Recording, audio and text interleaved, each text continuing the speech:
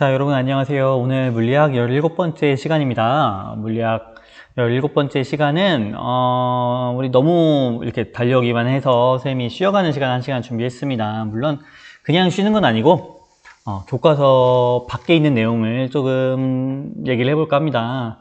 선생님이 물리학 수업을 하다 보면은 이런 질문 참 많이 받아요. 선생님, 빛의 속도는 어떻게 측정했어요? 광속은 어떻게 알았어요? 예전에? 라는 질문을 많이 받곤 합니다. 사실 선생님도 되게 궁금했어요. 여러분, 빛의 속도 얼마로 알고 있어요? 빛의 속도. 너무 유명해서 여러분이 아마 아는 친구도 많을 것 같아요. 30만 킬로미터 퍼 세크 혹은 3 곱하기 10의 8제곱 미터 퍼 세크, 이렇게 같은 숫자입니다. 이렇게 얘기를 합니다. 자, 30만 킬로미터 퍼 세크면은 어느 정도일까요? 1초에 지구를 7바퀴 반 정도 도는, 7바퀴 반을 도는, 7바퀴 반을 도는 속도입니다. 굉장히 빠르죠. 그래서 이렇게 빠른 속도를 우리가 어떻게 측정했을까? 여러분도 아마 많이 궁금할 겁니다. 그래서 오늘 이 얘기를 좀 해볼까 해요. 참고로 소리의 속도는 얼마가 되죠? 소리 속도? 소리 속도가 340m/s 잖아요. 우리 상온에서 약 340m/s인데 몇 배예요? 거의 한 공을 몇 개 붙여야지? 4개 붙여야 되나요? 그러니까 거의 한 1000배 되나요? 3개 붙이면 3000, 3만, 30만, 그러네요. 한 1000배. 1000배 빠른 거네요, 소리보다. 그러니까 우리 사람들이 지금 막 비행기 만들면은 비행기 속도가 뭐 마하, 뭐 2마하, 마하 3, 막 그런 얘기 하는데, 이 마하라는 게 소리의 속도인데, 이 마하의 단위에 들어가면 우리가 비행기가 엄청 빠르다고 얘기를 합니다. 근데 그 비행기보다 1000배 더 빨라야지 빛의 속도에 따라갈 수 있는 거죠. 그러니까 엄청나게 빠른 거죠. 이 광소를 어떻게 우리가 알았을까? 오늘 그 얘기를 한번 해볼 건데요. 오늘 내용은 쉬어가는 시간인 만큼 여러분 이 수업 듣는 거에 부담을 너무 느끼지 말고, 이 영상에 별로 관심 없는 친구는 이렇게 뒤쪽으로 넘겨서 뒤쪽만 봐도 좋아요. 그러니까 꼭 들어야 되는 건 아니지만, 궁금한 친구들은 한번 끝까지 우리 같이 한번 얘기를 해봅시다. 자, 최초로 우리가 역사적으로 알고 있는 빛의 속도를 측정한 실험은 갈릴레이가 했다고 알려져 있어요. 갈릴레이는 아저씨인데, 이 아저씨가 그런 시도를 합니다. 어떻게 시도를 했냐? 산 한쪽에 본인이 가서 서 있고, 그리고 반대쪽에 조수를 세워 놓습니다. 조수를. 그리고 여기서 램프를 이용해요. 램프를. 그 당시에는 뭐 레이저도 없고, 그 당시에 뭐 형광등도 없잖아요. 그래서 램프, 그러니까 안에 불을 켜놓은 램프를 이렇게 갖다가 얘를 확 가렸다가, 둘 다 가리고 있습니다. 처음에 둘 다 가리고 있다가 얘를 갈릴레이가 먼저 탁 열어요. 열면은 연 걸 보자마자 바로 조수가 얘를 확 다시 젖힙니다. 그러면은 이 갈릴레이 입장에서 내가 연 다음에 그 상대방 조수가 몇 초 뒤에 다시 나한테 신호를 보냈는지가 나오겠죠. 그리고 이 거리를 알겠죠. 그래서 속도는 시간분의 거리로 측정하니까 이 거리도 알고, 내가 빛이 이렇게 왔다 갔다 한 왔다 갔다 하는데 걸린 시간을 아니까, 그러니까 이걸로 측정할 수 있을 거라고 믿었습니다. 성공했을까요? 성공 못했습니다. 거의 성공 못했고, 사실 이 실험 자체가 말도 안 되고 막 그런 실험은 아니에요. 가능합니다. 충분히 가능합니다. 만약에 이 실험을 소리로 했다면, 이거는 소리의 속도를 재는 실험이었다면 무조건 성공했을 거예요. 내가 소리를 지르고 상대방이 들리자마자 바로 소리를 지르고, 이러면은 소리의 속도도 계산할 수 있었을 겁니다. 하지만 그 빛의 속도를 할 수 없었던 이유는, 자, 그 아래 보면은, 자, 산 꼭대기 사이의 거리를 5km라고 가정하고, 우리가 알고 있다시피 빛의 속도가 30만 km/s니까 한 번 왔다 갔다 하는데 10만 분의 3초가 걸린대요. 10만 분의 3초. 그러니까 1초면 지구를 7바퀴 반을 도는데 당연히 이렇게 금방 왔다 갔다 하겠죠. 그러니까 그 당시에는 20만 분의 3초를 측정하는 게 불가능했던 거죠. 그러니까 시간 간격은 너무 짧고, 그리고 이 거리도 충분히 길지 않았죠. 5km가 아니라 만약에 5,000km였다. 5,000km면 안 되지. 5,000km면 안 되죠. 5,000km면은 거의 지구 한 4분의 1밖에 되겠네요. 자, 약 뭐 한 500km다. 그러면은 10만 분의 3초가 아니라 1000분의 3초니까 이것도 어렵긴 하겠지만 그나마 가능성이 있었을 텐데, 너무 거리가 상대적으로 이 시간이 가는 시간이 너무 짧을 수밖에 없는, 그리고 그 짧은 시간을 그 당시 기술로는 측정할 수가 없었다. 그 당시에는 어떻게 시간을 측정하냐면 시계가 없었잖아요. 그 당시에는 뭐 맥박으로 시간을 재던 시기예요. 맥박 3번 뛰는 시간이다, 4번 뛰는 시간이다, 이렇게 시간을 재던 때니까 10만 분의 3초는 어림도 없었죠. 자, 그래서 불가능했습니다. 그 다음에 누가 시도를 했냐? 레메르라고 하는 천문학자입니다. 1676년 덴마크의 천문학자 올레, 이름 되게 신나네요. 올레. 올레 레메르라고 하는 천문학자가 시도를 합니다. 어떻게 시도를 하냐?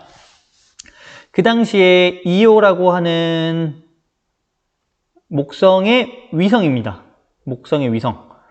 이오라고 하는 목성의 위성이 목성 뒤로 숨는 시간을 측정하면서, 그러니까 목성이 있고 여기에 이오가 있는데, 그 당시에 다 예측이 가능했습니다. 뭘 예측했냐? 이오가 이렇게 목성 주위를 한 바퀴 도는데 걸리는 시간, 뭐 달이랑 또 달라요. 이게 한 바퀴 도는데 걸리는 시간, 그리고 지구가 어디쯤에 있는지 이런 것들을 대략적으로 알고 있었다는 거죠. 수많은 천문학 관측을 통해서. 지난번에 쌤이 케플러 얘기했던 거 기억나나요? 케플러. 그러니까 케플러 이후에 거의 천문학 수준이 월등하게 발전하고, 그래서 대부분의 행성, 위성들의 움직임을 예측할 수가 있었던 거죠. 언제 일식이 일어나고, 언제 월식이 일어나고, 언제 해성이 오는지 등등등 대부분의 천문학적 그런 것들이 관측 가능한 것들이 예측 가능해졌고, 목성의 위성이 언제 식이 오는지, 식이라고 하는 거는 여기 목성 뒤에 가려지는 거, 언제 가려지는지도 측정이 가능했다는 거죠. 그래서 이 위성이 가려지는 시간을 통해서 이때와 이때, 뭐 계절로 따지면 뭐 봄과 가을, 봄에 측정해보고 가을에 측정해보고, 그리고 그 시간 차이를 이용해서 측정을 했다는 거죠. 이 차이, 이 거리 차이를 이용해서 지구와 태양과의 거리도 이미 대충 그 당시에 알고 있었던 거고요. 그래서 이걸 바탕으로 그 시간 차이를 이용해서, 시간차가 한 10분 이상이 났대요. 그러니까 원래 돼야 되는 시간보다 10분이나 더 여기서는 빨리, 10분이나 더 빨리, 혹은 10분이나 더 늦게 관측이 됐다는 거죠. 그래서 이걸 바탕으로 빛의 속도를 계산했을 때 약 21만 km/s 초속. 그러니까 빛의 속도가 무한한 것은 아니다 라고 하는 갈릴레오 갈릴레이의 예상과 근접했다. 그리고 굉장히 이 정도면은 30만 km/s가 지금 현대에서 측정하고 있는 값이기 때문에 얼추 비슷하다. 대단한 거죠. 이걸로 측정한 게 대단한 것이었다. 레메르. 자, 아이디어 참 좋죠. 그 다음에도 피조라고 하는 과학자가 더 기발한 아이디어를 떠올려냅니다. 피조. 당연히 시대가 훨씬 뒤쪽입니다. 물리학자. 1800년대고, 그러니까 과학 기술 그리고 측정 기술 같은 것들이 아무래도 확실히 더 발전한 시대입니다. 그러니까 뭐 가능한 것도 있겠죠. 자, 피조는 천문현상을 이용하지 않습니다. 그러니까 별 사이에, 그러니까 천문현상을 이용할 수밖에 없는 게 빛이 너무 빠르기 때문에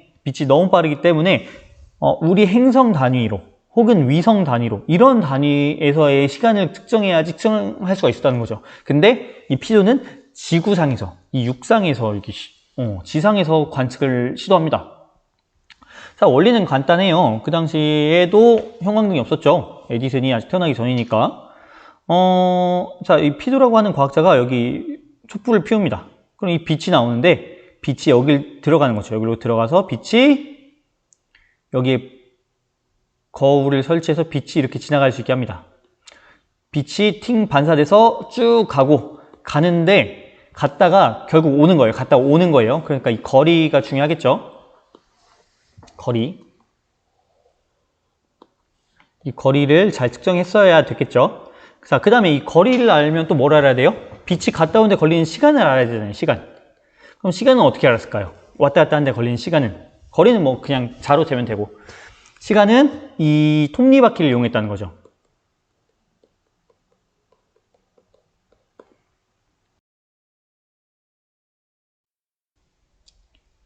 자, 다시 이어서 할게요. 자, 그래서 이 시간을 측정하는 거를 톱니바퀴로 했다. 무슨 말이냐? 이 톱니바퀴를 생각보다 크게 만들었어요. 크게 만들었고 720개의 바퀴를 놨습니다. 이런 톱니를 720개를 놨어요.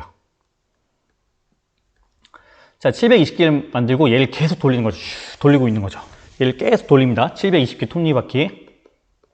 자, 그리고 빛이 이 사이로 지나가거나 빛을 노란색으로 해볼까?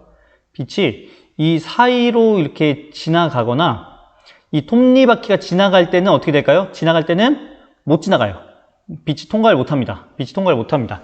이걸 이용한 거죠, 이거를. 머리 좋죠? 그래서 빛이 못 통과하면은 아예 빛이 안 나가니까 그 안 나간 빛이 그러니까 돌아오는 빛도 없는 거죠. 그래서 여기까지 빛이 나갔다가 그리고 돌아오는 거, 그러니까 깜빡 하겠죠. 그래서 이 속도를 점점 높인 겁니다. 이거를 계속 돌리면은 처음에 느릴 때는 그냥 여기 스크린에 보였다가 반짝, 안 보였다가 안 보였다가 반복하다가 점점 빨라지면 어떻게 되냐? 계속 안 보입니다. 왜 계속 안 보여요? 지나갔다가 돌아올 때 다음 톱니바퀴를 만나게 되는 거죠. 무슨 말이냐? 그러니까 지나간 애들은 돌아올 때쯤에 얘가 막아버리는 겁니다. 그리고 나가는 애들도 막히고 또 지나가는데 다음에 돌아올 때 되니까 또 다음 톱니가 와서 못 지나가고 이런 원리를 이용한 겁니다. 그래서 그걸 이용하면은 갔다 오는데 걸리는 시간을 측정할 수가 있다는 거죠. 지금 간 애가 얼만큼 오나. 그래서 생각보다 이 길이도 길게 했어요. 편도 약 8.6km, 그러니까 왕복 17km. 왕복 17km면은 여기 불당동에서 왕복 17km면 불당동에서 저기 천안 끝에 성성동 직산 왕복한 거리 이상일 거예요. 그 이상의 거리를, 그러니까 실제로 어디 갔지? 프랑스 파리에다가 이걸 설치를 한 거죠. 그러니까 되게 멀리까지 빛이 왔다 갔다 하게 만든 거고, 근데 실제로 이 빛은 1만 분의 1초도 걸리지 않았다는 거죠. 이 17.2km조차도 빛이 30만 km/s니까 뭐 만 분의 1초도 안 걸리는 거죠. 근데 이 톱니바퀴를 이용해서 그 짧은 시간을 측정해냈고, 이렇게 빛이 지나가는 것과 못 지나가는 걸 이용한 거죠. 이 톱니바퀴를 이용해서. 그래서 그래서 결국 계산을 해보니까 빛의 속도가 얼마라고 나왔냐? 31.3만 3천 km/s가 되는 거죠. 이 속도를 구해냅니다. 어때요? 굉장히 비슷하죠? 지금 우리 현대 과학에서 측정해낸 30만 km/s하고 거의 근사한 값입니다. 뭐 실제로 29만 9천 뭐 이런 값이긴 한데 여기 있네요. 현재는 초속 29만 9,792 어쨌든 이거를 현대에는 레이저광과 원자 단위의 시계를 이용해서 측정을 할 수가 있고, 피조는 이런 거, 레이저 원자시계 이런 거 없이 단순히 이호 과정, 이 성냥불, 뭐라고 하죠? 이 불, 이거 가지고 측정을 했고, 그 결과가 31만 3, 거의 근사하죠. 거의 한 10%. 오차가 뭐 한 3% 정도 나나요? 4%. 오차가 4% 정도밖에 안 되니까 굉장히 정확한 실험이었던 거죠. 굉장히 잘 된 실험이었다는 거죠. 이거는 뭐 자세한 과정입니다. 계산 과정입니다. 그래서 뭐 톱니바퀴가 하나만큼 지나가는데 걸리는 시간이 이만큼이고, 관심 있는 친구는 한번 정지해서 한번 보세요. 자, 어쨌든 빛의 속도를 알게 됐어요. 언제 알게 됐냐? 피조가 대략적으로 알아냈으니까. 피조는 1800년대 초중반. 피조 몇 년도에 밝혀낸지 모르겠어요, 이 실험을. 그냥 1850년대쯤에 이 실험이 행해졌겠죠. 이때쯤에 행해졌으니까 이때쯤에 이미 빛의 속도는 유한하고 그 값이 약 30만 km/s다. 30만 km/s다. 요 정도 아이디어는 충분히 얻었다는 거죠. 자, 그 다음에는 어떤 생각을 하게 되냐? 자, 그 다음에는 맥스웰이라고 하는 과학자가 전자기학을 완성합니다. 거의 완성하면서 맥스웰 네 가지 법칙, 전자기학의 법칙인 네 가지 법칙을 내놓으면서 자, 전자기학은 이제 끝. 자, 더 이상 얘기하지 마. 전자기학이 끝났어. 라고 하게 되는 거죠. 그리고 우리가 전자기학에서 많이 쓰이는 것 중 하나가 전자기파인데, 이 전자기파라고 하는 거의 전자기파의 속도가 약 30만 km/s라는 거를 계산을 통해 전자기학을 통해서 알아내게 되는 거죠. 근데 어때요? 30만 km/s 속도가 어때요? 비슷하다는 거죠. 거의 빛과. 그래서 그 당시 과학자들은 빛은 하나의 파동이다. 어떤 파동이냐? 전자기파다. 라는 생각을 하게 됩니다. 전자기파다. 빛은 파동이다. 파동이면서 어떤 파동이냐? 전자기파다. 왜냐? 5점 이렇게 속도가 똑같은지. 예를 들어서 소리의 속도. 소리도 파동이죠? 소리 속도 얼마예요? 340만 미터, 큰일 날 뻔했네. 340 미터/s. 이렇게 각각의 파동이라고 하는 거는 속도가 있는데 그 속도를 전자기파의 속도를 측정해보니 빛과 똑같았다. 그렇기 때문에 당연히 빛은 전자기파다라는 논리가 전개될 수가 있었겠죠.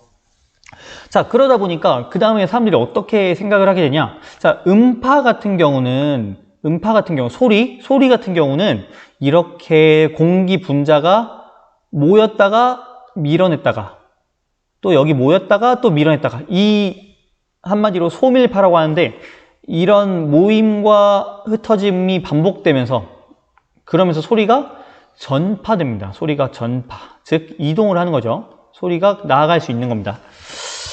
물도 마찬가지예요. 물은 이렇게, 예를 들어 물이 한 방울 떨어지면 이 물방울에 의해서 물이 이런 식으로 퍼져나가게 되는 거죠.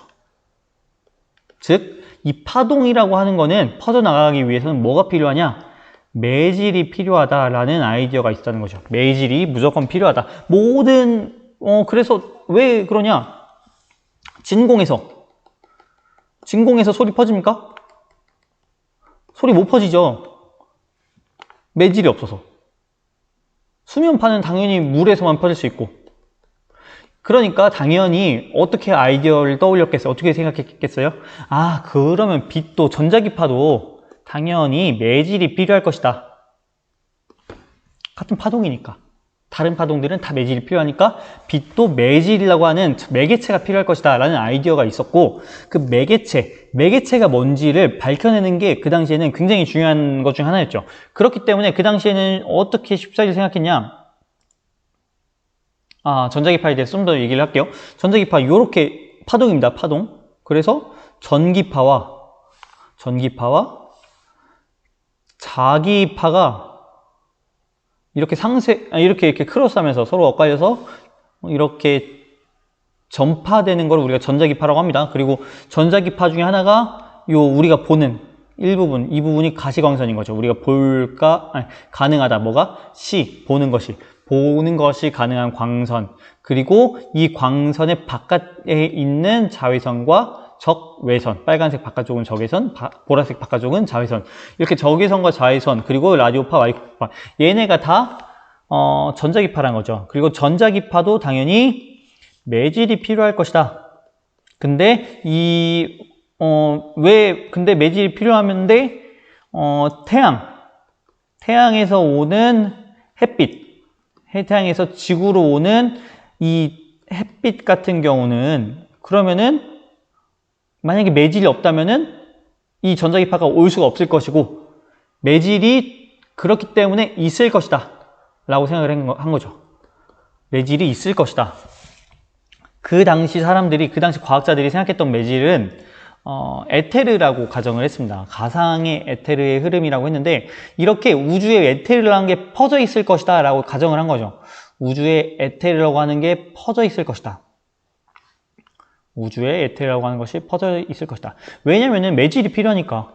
만약에 빈 공간, 진공이라면은 빛이 못 올 거 아니에요 라고 생각한 거죠. 그 당시에는 진공이라면 빛이 못 올 것이다. 그러니까 매질이 있을 것이고, 그 매질을 우리가 에테르라고 부르자 라고 아이디어가 있었다는 거죠. 그리고 더불어서 또 어떤 아이디어가 있었냐. 그 당시에 천문학이 발전하면 발전할수록 뭘 알 수 있었냐. 처음에는 천동설이라고 해서 지구를 고정시켜 놓고 생각을 했죠. 지구가 멈춰 있고 나머지가 돈다고 생각을 했습니다. 나머지 천체들, 달, 수성, 금성, 화성 다 지구를 중심으로 돌 것이다 라고 생각을 하다가, 그 다음에 어떻게 했습니까? 태양을 중심에 놓기 시작했죠. 지동설, 천동설에서 지동설로 넘어온 거죠. 태양을 가운데에 놓고 태양을 주변을 우리가 지구를 포함해서 여러 행성들이 돌고 있다 라는 아이디어. 즉 태양이 중심이다. 근데 하지만 더 밝혀내면 더 밝혀낼수록 태양조차도 뭐라고 있어요? 태양조차도 움직이고 있다는 겁니다. 그리고 태양이 포함된 우리 은하, 어떻게 그려? 우리 은하? 뭐 이렇게 나선형 은하잖아요. 이렇게 생겼나? 우리 태양이 여기쯤 있잖아요. 이 나선형 은하의 가운데에도 뭔가가 있고 거대한 블랙홀이 있고, 이 나선파를 중심으로 태양도 움직이고 있다라는 것도 알아낸 거죠. 태양조차도 움직이고 있다. 근데 그 다음에 또 뭘 알아냈어요? 이 은하도 이동 중이다. 자, 그러면은 당연히 어떻게 생각을 하게 되냐? 그러면은 중심이 어디야? 우주의 중심이 어디야? 그러면은 우주의 중심은 어디야? 라는 생각을 하게 된 거죠. 왜냐면 처음엔 지구가 중심인 줄 알았는데 그 다음엔 태양이 중심인가 보다 했어요. 근데 태양이 중심이 아니라 우리 은하라는 게 있어서 우리 은하의 중심에 뭔가 있다 그러더라. 그래서 은하가 중심인 줄 알았더니 또 은하가 또 중심이 아니에요. 그럼 도대체 어디냐? 이 우주에서. 우주를 현재는 어느 정도 꽤 많은 범위까지 관측이 가능하니까 이 관측 가능한 우주에서 어디가 중심이냐? 그 중심을 알기 위해서는 이 에테르를 이용하면 되지 않을까? 퍼져 있는. 그리고 이 에테르라고 하는 게 우주에 고정되어 있고, 이 고정되어 있는 지구 혹은 고정되어 있는 지구를 태양이 나아가고 있고, 그 고정되어 있는 에테르라고 하는 건 당연히 절대 좌표계라고 하는 뭔가 우주의 중심을 기준으로 해서 정지해 있지 않을까? 이 에테르라고 하는 거는. 그리고 그 에테르라고 하는 거를 태양이 나아가고 있고, 그 태양을 지구가 돌고 있으니까 이 에테르의 속도를 측정하면은, 이 에테르의 상대 속도를 측정함으로써 거꾸로 역추정을 하면은 우주의 중심까지도 알아낼 수 있지 않을까라는 아이디어를 하게 된 거죠. 그래서 실험을 합니다. 어떻게 실험하냐? 이런 실험 장치를 만들어요. 마이켈슨 뭐 두 가지 용어를 쓰는데, 마이켈슨 몰리 실험이라고 하는데, 여러분 예상 가능하듯이 이 두 명이 같이 한 겁니다. 마이켈슨이라는 과학자와 몰리라고 하는 과학자가 같이 한 건데, 빛을 이렇게 간단히 얘기해서 빛을 이렇게 위아래로 운동을 시킵니다. 이렇게 나눠서 한 줄기 빛을 나눠서 위에 부딪히고 옆에 부딪히고 이렇게 빛을 일부러 임의로 조작을 한 거죠. 그래서 이 왔다 갔다 한 빛이 한 곳에 모이게. 그러면은 여기서 어떠한 문이, 이 두 빛이 왔다 갔다 하면서 생기는 자, 영상을 찍는 위치가 바뀌었죠. 지금 고3 선배들이 계약을 먼저 한 덕분에 지금 과학실에서 지금 수업을 하고 있습니다. 그래서 쌤이 자리를 비켜줬고요. 자, 이어서 얘기해 볼게요. 계속 끊기네. 자, 그래서 마이켈슨 몰리, 이 둘이서 마이켈슨이 주도했죠. 마이켈슨이 주도한 이 실험에서 그 결과가 어떻게 나왔냐. 자, 일단 그 예상부터 알려줄게요. 예상. 어떻게 예측을 했냐. 일단 여기 보면요.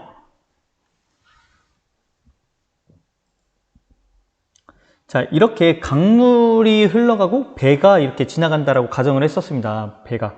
그래서 이 결과, 처음에 예측한 결과 값은 어디 갔지? 여기 있네. 처음에 예측한 결과값은 미안합니다. 계속. 처음에 예측한 결과값은 한번 예시를 한번 들어봅시다. 이렇게 강물이 1m/s로 이렇게 내려오고 있습니다. 1m/s로 아래로 흐르고 있고 배가 스스로 3m/s를 내는 배예요. 3m/s를 내는 배예요. 그리고 그 상태로 위아래로 12m 왔다 갔다 하는 거랑 좌우로 12m 왔다 갔다 하는 거랑 어떤 차이가 있는지 한번 계산을 한번 해볼게요. 진짜 다른가? 그럼 배 입장에서 위로 갈 때는 물을 거슬러 올라가야 되니까 2m/s 밖에 못 내고, 아래로 갈 때는 4m/s를 낼 수 있을 거예요. 이 물의 흐름을 받아서. 그러면은 실제 시간은 올라갈 때는 12m니까 6초, 내려갈 때는 3초, 그러면은 9초가 걸리죠. 자, 근데 3m/s로 좌우로 왔다 갔다 하는 건 어때요? 좌로 4초, 우로 4초죠. 그러면은 4초가 되니까 몇 초가 됩니까? 8초. 그러니까 이 둘 사이에 차이가 생긴다는 거죠. 위아래로 왔다 갔다 하는 거랑 좌우로 왔다 갔다 하는 거랑. 그렇게 해서 지구는 약 30km/s의 속력으로 공전을 하고 있었다고 가정을 했고, 실제로 지금 태양 주위를 30m/s로 공전을 하고 있는데, 사실 태양도 움직이고 있기 때문에 사실은 더 빨리 움직이고 있죠. 뭔가 좌표계가 있다면. 자, 그리고 에테르가 한쪽 방향으로 흘러가고 있다. 왜냐면은 태양이 한쪽 방향으로 움직이고 있다. 그렇게 가정을 했기 때문에. 그렇기 때문에 에테르는 태양을 거슬러서 이렇게 내려오는 방향일 것이다. 그리고 지구는 그 주변을 도니까 위로 갈 때는 30km/s를 손해보고 아래로 갈 때는 30km/s를 이득보고 했겠죠. 그렇게 가정을 했겠죠. 30km/s. 물론 빛의 속도가 30만 km/s이기 때문에 이 공전 속도가 거의 10,000분의 1밖에 안 돼요. 그렇기 때문에 사실 처음에 이 10,000분의 1이라고 하는 그 수치에 의해서 빛의 속도가 측정이 될까라는 걱정을 했지만 실험을 최대한 정교하게 하는 거죠. 정교하게 10,000분의 1까지 잡아내겠다. 그렇게 해서 빛의 진행 방향이 변하면 빛의 속력이 달라질 것이다 라고, 즉 위로 갈 때랑 아래로 갈 때랑 빛의 속도가 달라질 것이다. 왜냐면은 매질의 속도가 다르기 때문에. 이 매질이라고 하는 거, 그 당시까지는 빛도 파동이기 때문에 무조건 매질이 있어야 된다고 생각을 했다고 했죠. 그 매질이 가상의 물질, 에테르라고 하는 물질, 물론 에테르라고 하는 게 측정되지 않았었습니다. 실제로 관측된 적도 없고 그냥 가정만 했었는데, 이렇게 했는데 실험 결과 이걸 막 회전시키고 그 남북 동서 이렇게도 해보고 계절을 달리해서도 해보고 아침이랑 저녁이랑 지구가 도는 속도의 차이에 의한 것도 있으니까 아침에도 해보고 저녁 때도 해보고, 모든 어떻게 하든 결과가 어떻게 나냐면 다 아무리 변화시켜도 관성 무늬가 달라지지 않았음. 즉 빛의 속력이 모든 방향에서 같음. 내가 좌우로 갔다 오나 위아래로 갔다 오나 똑같은 속력인 게 관측이 됐던 거죠. 약 30만 km/s로. 그래도 하다못해 30만 30km/s가 되든가 29만 9,970km/s가 되든가 이렇게 될 줄 알았는데 이런 게 아니라는 거죠. 모든 방향에서 언제든지 속도가 같았다. 그래서 이 실험은 처음에는 실패라고 생각을 했습니다. 이 실험은 실패했다. 마이컬슨 논리가 뭐 여러 가지 이유가 있었겠다라고 생각을 했겠죠. 실험이 정교하지 않았나 보다. 혹은 뭐 측정에 오차가 생겼나 보다. 뭐 여러 가지 가정을 했습니다. 이거는 참고하라고 보여준 건데, 이렇게 실험하면 이런 무늬가 생깁니다. 이렇게. 이걸 간섭무늬라고 하는데, 이 간섭무늬의 변화를 이용해서 빛의 파장을 구할 수 있고, 이걸 통해서 빛의 파장을 구할 수 있고, 빛의 파장을 알면은 빛의 속도를 알 수 있는 이런 원리입니다. 자, 그러니까 이 결과가 빛의 속도가 같게 나오는 거죠. 에테르와 관계없이, 에테르의 운동과 관계없이.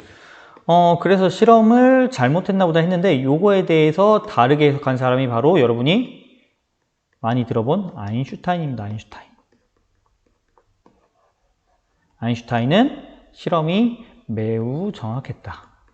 그리고 이 실험을 통해서 우리가 알 수 있는 거는 에테르라고 하는 거는 없다. 즉 빛은 매질이 없어도 갈 수 있다. 매질이 필요 없다.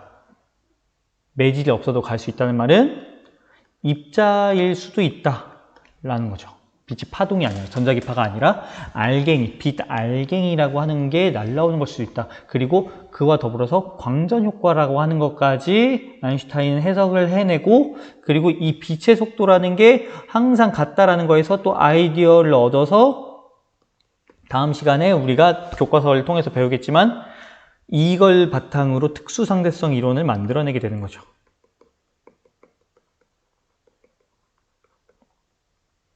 모든 것들이 다 이어집니다. 그리고 아인슈타인이 특수상대성 이론이란 걸 뿅 하고 그냥 갑자기 내온 게 아니라 그 이전에도 수없이 많은 과학자들의 실험값, 이론, 이런 것들이 존재했던 거죠. 뭐 갈릴레오 갈릴레이부터 시작해서 뭐 케플러, 뉴턴, 뭐 케플러도 뭐 혼자 한 건 아니죠. 케플러 이전에 지난 시간에 본 친구도 있겠지만 티코 브라헤라고 하는 과학 천문학자가 다 관측을 해놨고, 그 관측값을 가지고 케플러가 케플러 1, 2, 3법칙을 만들고, 그걸 바탕으로 뉴턴이 만류인력 법칙, 중력에 대한 법칙을 밝혀내게 되는 거고, 그리고 그 중력의 법칙을 과 함께 더불어서 이렇게 전자기하학에선 맥스웰이 전자기하학을 완성시켰고, 그 전자기하학을 바탕으로 빛의 속도, 빛이 전자기파라는 걸 알게 되었고, 그리고 그런 과정에서 이 마이컬슨이라고 하는 과학자가 빛의 매질, 에테르를 측정하기 위해서 에테르를 뭐라고 해야 되지? 에테르의 존재를 증명하기 위해서 마이컬슨 몰리 실험을 계획했고, 그 결과가 예상했던 것과 다르게 나왔고, 그 예상했던 것과 다르게 나온 결과를 단순히 실험이 잘못되었다, 실험이 전개하지 못했다라고 그냥 치부해 버릴 수도 있었지만, 그 와중에 아인슈타인은 아니다, 실험은 정확했고 이 실험이 나타내는 것은 우리가 있다고 믿는 에테르가 실제로는 없는 거고, 빛이라고 하는 애는 매질이 필요하지 않고, 그리고 빛의 속도는 언제나 어디서나 같을 것이다 라는 아이디어를 얻게 되는 거죠, 아인슈타인이. 자, 이 아인슈타인의 특수상대성 이론은 우리 다음 원격 수업 때 선생님이 업로드 하도록 하겠습니다. 18차 시로 업로드 할게요. 자, 오늘은 여기까지 하고 이번 17차 시는 조금 영상 짧게 찍고 선생님이 교과서에 읽을 자료를 조금 첨부를 할게요. 그거 한번 읽어보면서 공부하면 더 재밌을 것 같네요.